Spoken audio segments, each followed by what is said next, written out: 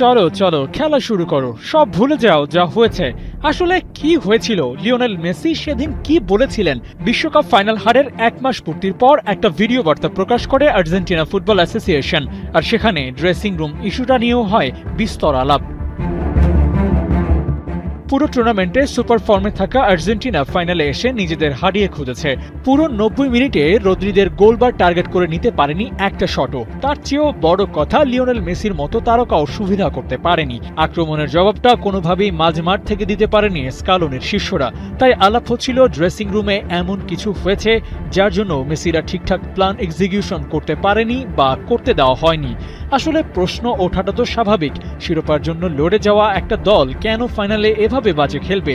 2018-22 বিশ্বকাপে ক্রোয়েশিয়া ফ্রান্সও তো শিরোপা হেরেছিল, কই তারা তো এমন একচেটিয়া ম্যাচ হারেনি।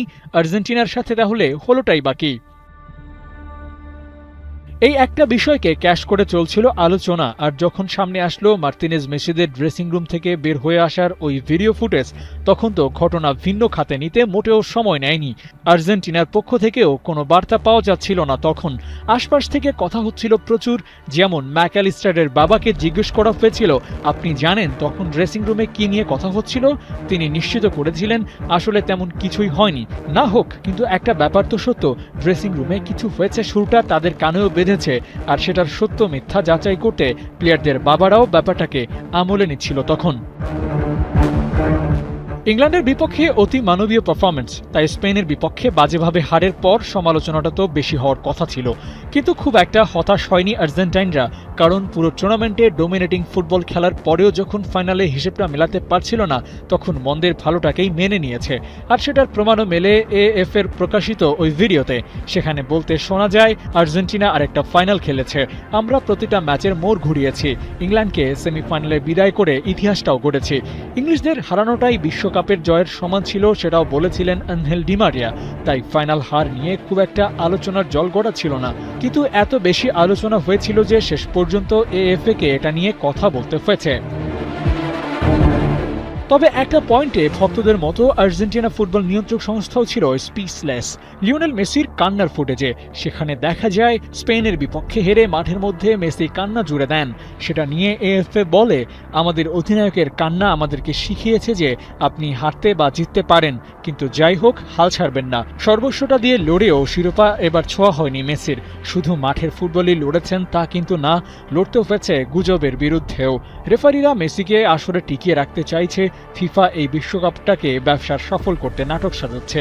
এভাবে নানা গুজব ডালপালা মেলছিল যে এক আর্জেন্টিনার বিপক্ষে যেন দাঁড়িয়ে গিয়েছিল সারা দুনিয়া। সেই চাপকে মাথায় রেখে মেসিরা লড়ে গেছেন। অপতথ্যের বিষয়ে আর্জেন্টিনা ফুটবল অ্যাসোসিয়েশনটির সভাপতি ক্লাদিও তাপিয়া সোশ্যাল হ্যান্ডেলে পোস্ট করে লেখেন, আমাদের বিরুদ্ধে ঘৃণা ছড়ালেও তারা সেটার জন্য ক্ষমা চায়নি। তাপিয়া মনে করেন, মাঠ ও মাঠের বাইরে দুই জায়গায় সমান তালে লড়তে হয়েছে ফুটবলারদের। তবে মেসিরা ইচ্ছে করে নিজেদের সেরাটা দেননি, এমন আলোচনা যারা তুলেছিল তাদের জন্য তাপিয়ার জিরো টলারেন্স। পুরো দল বিশ্বকাপ শিরোপার জন্য ছিল ডেসপারেট, উজাড় করে দিয়েছে সবটা, এরপরেও শুনতে হয়েছে কটু কথা। কিন্তু এই আলাপ তো সহ্য হচ্ছে না তাপিয়ার। তিনি ফাইনাল হারের কোনো ব্যাখ্যা চাইছেন না, তুলছেন না প্রশ্ন কেন হেরেছে দল, সেই কারণটাও তার জানার ইচ্ছে নেই। বরং পাশে দাঁড়িয়েছেন প্লেয়ারদের, এমনকি দলটার সাপোর্টিং স্টাফদেরও প্রশংসা করেছেন। সেজন্য ওই ভিডিও প্রকাশ করে মেসিদের ধন্যবাদ জানিয়েছে আর্জেন্টিনা ফুটবল অ্যাসোসিয়েশন। গেল 5-6 বছর ধরে দলের এই সেটআপই তো দিয়েছে বেস্ট সার্ভিস। কোপা আমেরিকা, বিশ্বকাপ ট্রফি, ফিনালিসিমা সবকিছু স্কালোনির হাত ধরে এসেছিল তা। তাই এদেরকে কথা শুনিয়ে তাপিয়ে হতে চান না অকৃতজ্ঞ।